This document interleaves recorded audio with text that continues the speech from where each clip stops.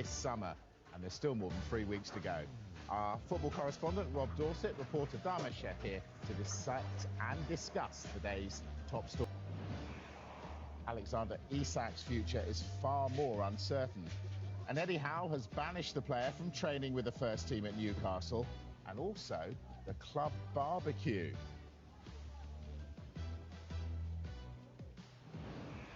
And the door is open for Jack Grealish to leave Manchester City, but are the right offers available?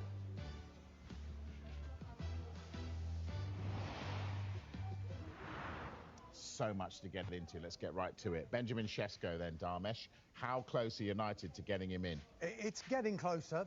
It's developing. Talks between Manchester United and RB Leipzig are advancing over the signing of Benjamin Sesko. No full agreements related add-on, so it just comes short of £74 million. That's actually less than what Newcastle United's bid was. However, Manchester wasn't good enough for RB Leipzig. Then they've gone again, and they've gone again big.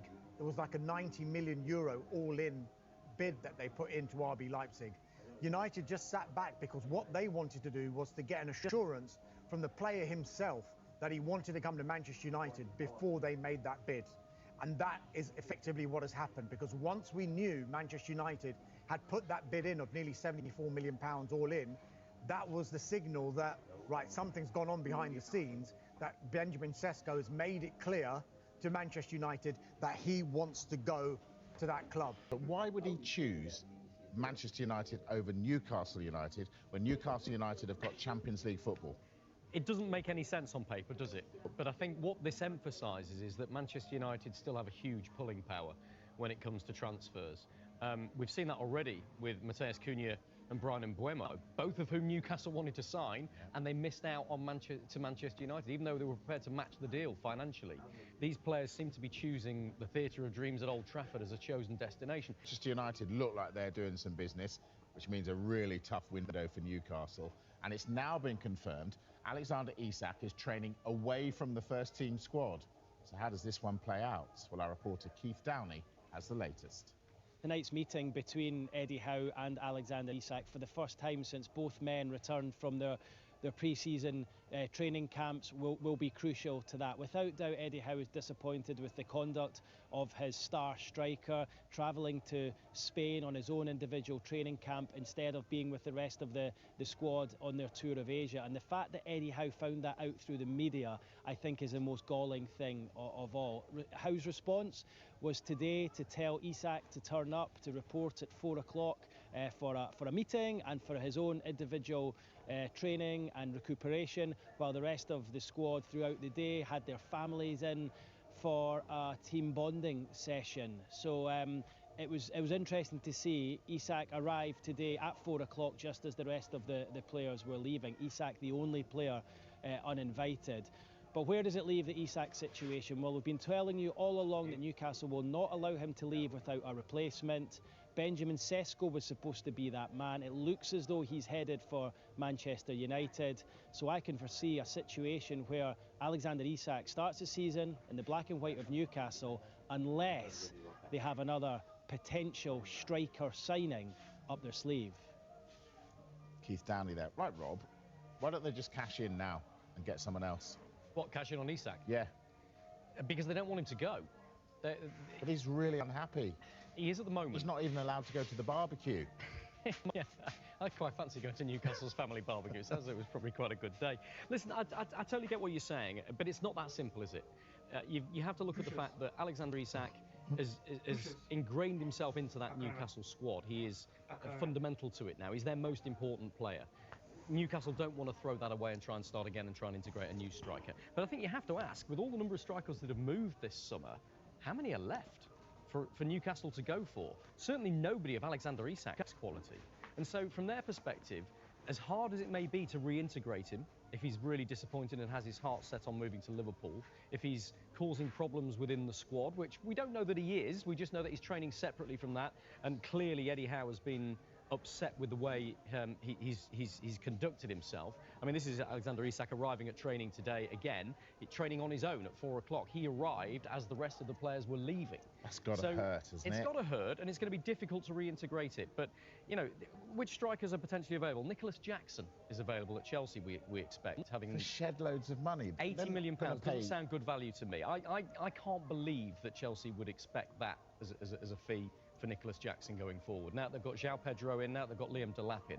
I think they would be a bit more realistic than that, if I'm honest with you. But look, that's what we're being told that they want for him. And I can't see Newcastle paying £80 million for Nicholas Jackson, getting 120 for Alexander Isak and saying, hey, we've got a good deal there. So it's not easy for Newcastle. Look at the players they've missed out on this season. In the attacking departments, they like Liam Delap. He went to Chelsea for £30 million, an absolute snip. João Pedro, they were negotiating seriously for him with Brighton. He went to Chelsea as well. And what a start he's made there. Absolutely. Hugo Ekitike went to Liverpool. He was very much on Newcastle's radar. Mateus Cunha and Brian Mbeumo both went to Manchester United. Newcastle wanted them as well. And now it looks like they're going to miss out on Sesko. I think that just shows how difficult a job it is. If you're Newcastle with Champions League football and Eddie Howe at the helm, having finished 5th on the up, and you can't attract these players because they want to go elsewhere, then I've got huge sympathy for Newcastle because it's a difficult market for them. Really is. I think you probably think, yeah, it's great, we get Isak, it's fantastic. Well, Jamie Carragher joined the debate, and he's questioned how signing Isak alongside Hugo Ekitike would actually work. Now, this is what he said. When you have a top striker like Isak, Haaland, Kane, it's very difficult to have quality backup, as they always play. 80 million is too much to pay for backup. Where does Ekitike get his minutes in his position? Not fudging it by putting him on the left. Hard to play together when you've spent 115 million on Wirtz. And yes, we do need to buy more attackers, he said. He's right, isn't he? He is right, but look, I'd never disagree with Jamie Carragher, who knows Liverpool. But you're just about to. Well, a little bit, because he calls it a fudge if he plays him out on the left. I'm not sure it is, if I'm honest with you, because Ekitike has played there on 9 occasions in the last couple of seasons. He's played quite a lot of minutes there. It suits him attacking off the left. Even when he plays as a striker, he tends to drift back wide to the left anyway. He's quite a mobile striker. He doesn't just sit up top as a target man. And so if it could well be that Arne Slot's thinking about that, using him on the left-hand side. And imagine that, with him on the left, Alexander Isak down the middle, and Mo Salah on the right. With Wirtz, by the way, probably as a number 10 or an attack, with Wirtz behind them. There is no better attacking unit than that in the Premier League. Is there an argument, though, that, and Darmesh come in on this as well, that actually Arne Slot's side won the Champions League, won the Premier League at a canter last season. Now he's got all his toys, he's getting all these players in, and they might actually be too many, like Jamie's hinted at. I think you can have too many quality players, and there's going to be so many competitions that these big clubs are going to be involved in. They're going to have to rotate the squad anyway, and it will be good for Arne Slot to be able to play in different ways as well if he wants to, with these different players. Sometimes, I mean, we're talking like if Isak comes, but we should just row back on that a little bit because he's still a Newcastle United player. So, but the fact that they've got a player like Ekitike, the fact that they've got attacking talent like Salah and Wirtz, and they're in the market maybe to bring in someone like Isak, I think it's just ominous for the rest of the league. Jamie Carragher says, you know, they don't need him, but if they want him and they can do the deal, why not? I think look at the competition and for places they'll have. It's a really interesting debate at the moment because Arsenal have had a fantastic window so far, brought in 5 quality players, and yet I would argue they've fallen further behind Liverpool in the terms of their squad quality. I didn't expect Liverpool to spend the money they have and bring in the quality of players they've had as the reigning champions of the Premier League. I didn't feel necessarily that they needed to. But if you look at what they've done in attacking areas, Diaz out, Nunez close to going by the sounds of things. They've brought in Ekitike, Wirtz, and maybe Alexander Isak as well. Whew, that's good business, and I think it takes them further. We should also very, very quickly just calm for a second. Season hasn't started. We don't know what's going to happen. About what? What are you talking about? We don't know what's going to happen. Who's to say that Arsenal are going to be weaker than Liverpool until we see them next season? that's when we start judging, because you can win a window but lose a season. And we've talked a lot about that in terms of the strikers that have moved into the Premier League this summer. Who's got the best deal? Who's got the best player? Is Gyökeres a better option than Sesko? You know, is Ekitike a better option than Isak? You know, all of these debates are what every single football fan in this country is talking about right now. And you're right, we'll only find out when they're on the pitch. Is potential better than experience? You know? I definitely want to get into Arsenal's window a bit later. But before that, will Liverpool be done whether or not they get Isak Darmesh?